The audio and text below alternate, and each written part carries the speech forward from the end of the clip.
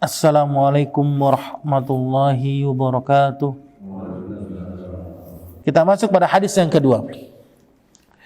An Nabi Sirwa'ata Uqbah bin Haris radhiyallahu ta'ala anhu qala, bahwasanya beliau mengatakan, "Shalaitu wara'an Nabi sallallahu alaihi wasallam bil Madinati al-'asr." Aku pernah salat di belakang Rasul di kota Madinah, yaitu di Masjid Nabawi, salat asar.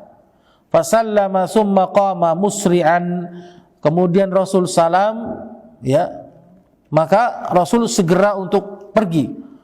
Ya, fatakhatta riqaban nasi ila ba'di hujri nisaihi. Maka segera Rasul melangkahi pundak-pundak para sahabatnya untuk menuju salah satu kamar istrinya Rasul sallallahu alaihi wasallam. Fafazi'an nasu min sur'atihi. Para sahabat kaget, heran karena begitu segeranya Rasul. Jadi setelah sholat Rasul langsung apa? Pergi keluar, langsung pergi meninggalkan jamaah para sahabat.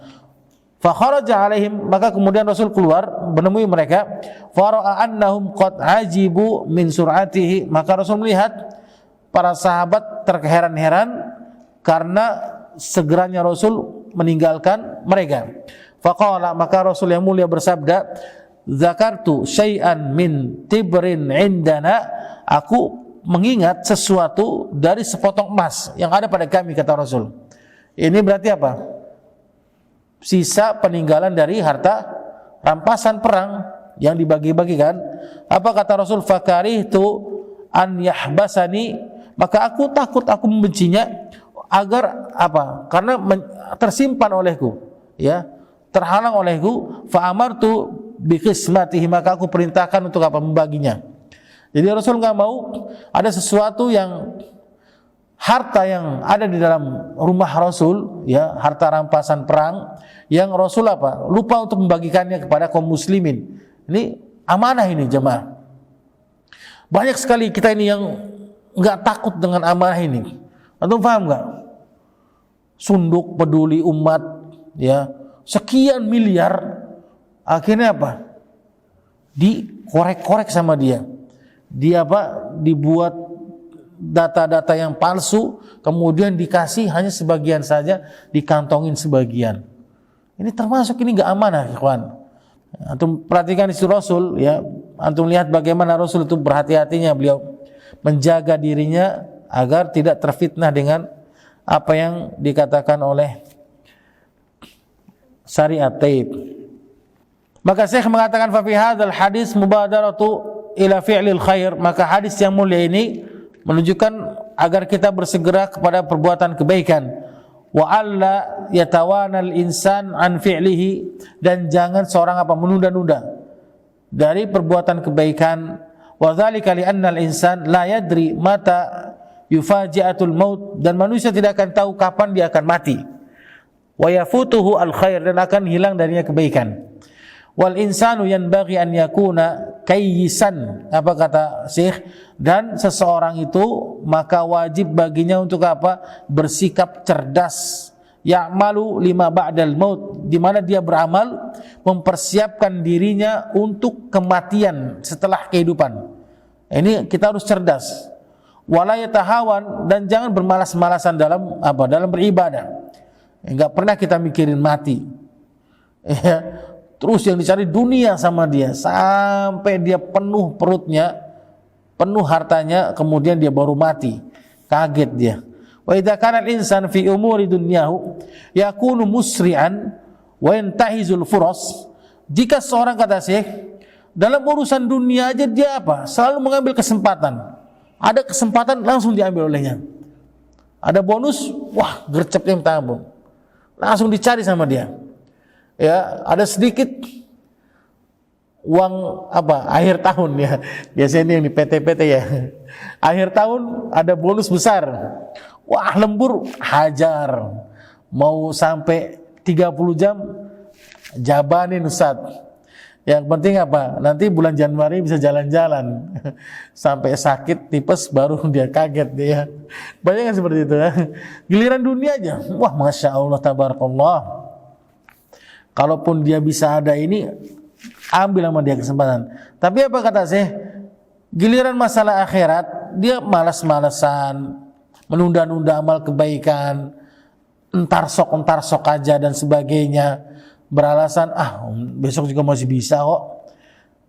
Fainal wajib, kata Syekh, maka hal yang wajib alaihi fi umuril akhirah, maka wajib baginya itu apa?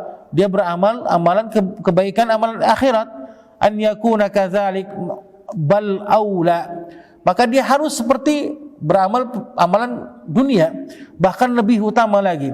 Karena Allah Subhanahu wa taala berfirman dalam Quran surat Al-A'la ayat ke-16 hingga ke-19, bal tu'sirunal hayatad dunya, kata Allah, sedangkan orang-orang kafir mereka memilih kehidupan dunia. Ini antum lihat, orang-orang kafir mereka apa yang dipilih oleh mereka? Kehidupan dunia. Kemudian Allah berfirman melanjutkan, wal akhiratu khairun wa abqa, dan kehidupan akhirat itu adalah kehidupan yang lebih baik dan kekal. Inna hadza la fi suhufil ula, sesungguhnya telah tercatat di kitab-kitab terdahulu.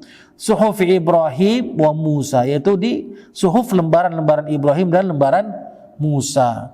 Atau melihat ini, atau melihat banyak orang-orang yang dipilih oleh, jangankan orang-orang yang udah ngaji kajian tiap pekan, tiap bulan, itu kalau ada dunia, wah langsung dikejar sama dia, gercep.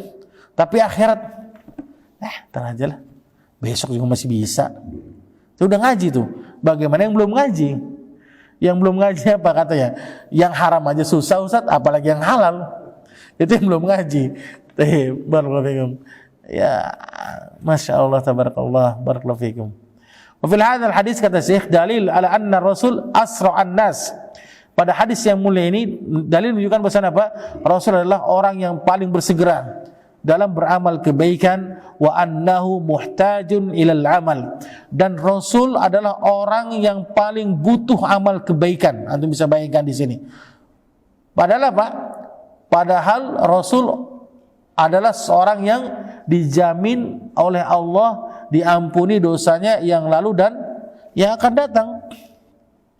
Sebagaimana telah dijelaskan oleh Rasul, innahu la yadkhulal jannah ahadun bi amalihi. Sesungguhnya kata Rasul apa? Tidak akan pernah masuk surga seorang sesiapapun dengan amalnya. Kemudian para sahabat mengatakan, wala anta ya Rasulullah, apakah begitulah dengan engkau ya Rasulullah? Wala ana, begitu pula dengan aku, kata Rasul. Illa an yataghammani Allah bi rahmatih, kecuali Allah limpahkan diriku dengan rahmatnya. Jadi apa?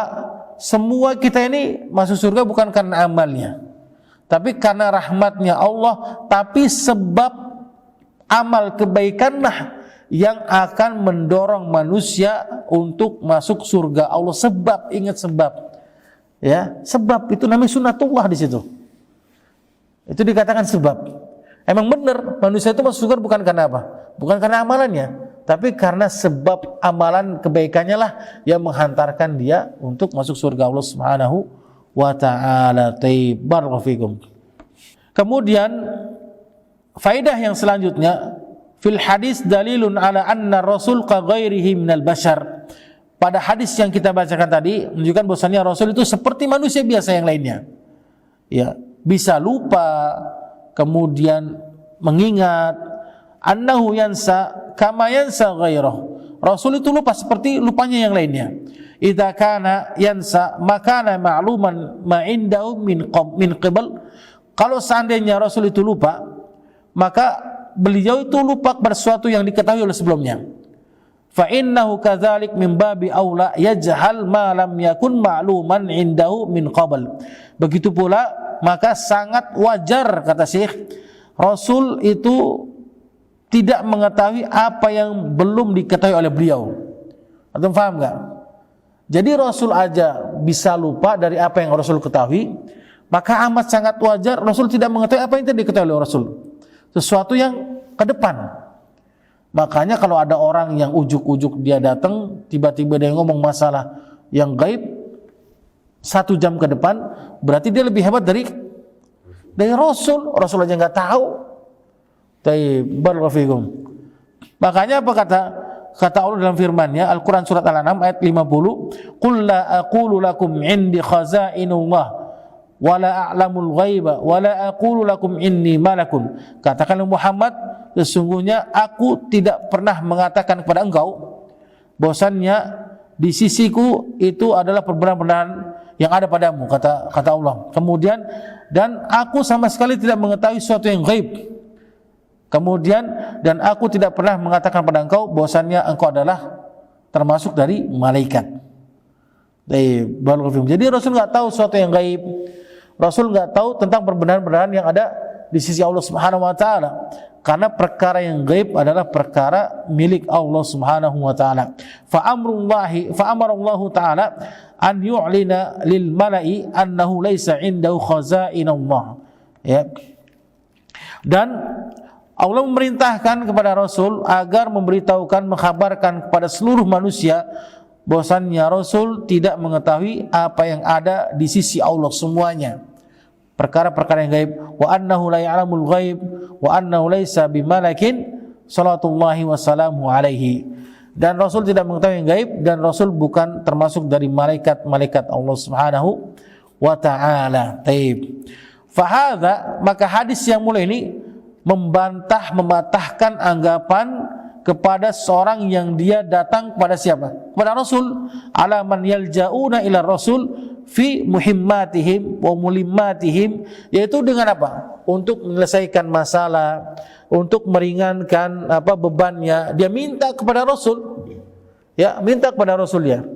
Ini bantahan sangat telak bahwasannya hadis ini membantah bahwasannya seorang yang dia meminta, berdoa, bertawassul, bertabaruk kepada Rasul yang telah mati, yang telah wafat, maka ini tidak akan pernah mungkin Rasul bisa membantunya. Ini bantahannya. Ya, tayyib, barakallahu fikum. Li'annahu sallallahu alaihi wasallam law kana hayyan lastatabahum fa in tabu wa illa qatalahum.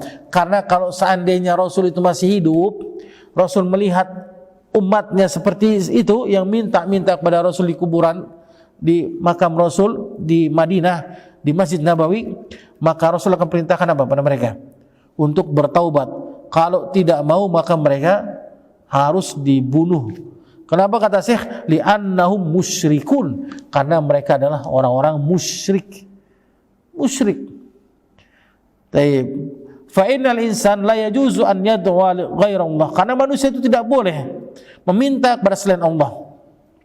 La malakan muqarraban, tidak boleh minta kepada malaikat yang dekat, yaitu Jibril, wala nabiyan mursalan, atau meminta kepada nabi yang diutus oleh Allah Subhanahu wa taala. Wa huwa sallallahu alaihi wasallam innama jaa li himayati tauhid wa tahqiqi ibadatillah. Dan Rasul datang untuk apa? Tujuannya.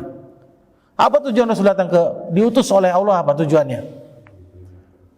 Untuk menjaga tauhid dan membenarkan ibadah hanya kepada Allah saja. Dalilnya apa? Apa kata Allah Subhanahu wa taala, "Wa laqad ba'astu fi kulli ummatin rasula an i'budullaha wajtanibut taghut." Itu perintahnya Allah kepada setiap rasul dan nabi. Sungguh kami, wa laqad ba'asna fi kulli ummatin, sungguh kami telah mengutus semua nabi dan rasul di tengah-tengah umat manusia. Apa tujuannya? Cuma dua.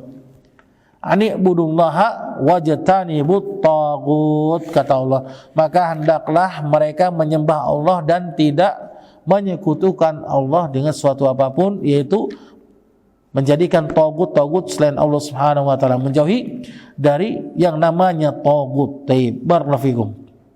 Bedanya apa? Bedanya Rasul dengan kita apa? Kalau Rasul diberikan wahyu, itu bedanya.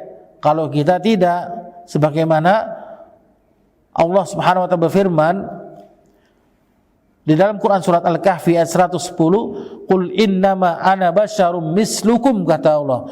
Katakanlah Muhammad, sungguhnya aku adalah manusia biasa seperti kalian.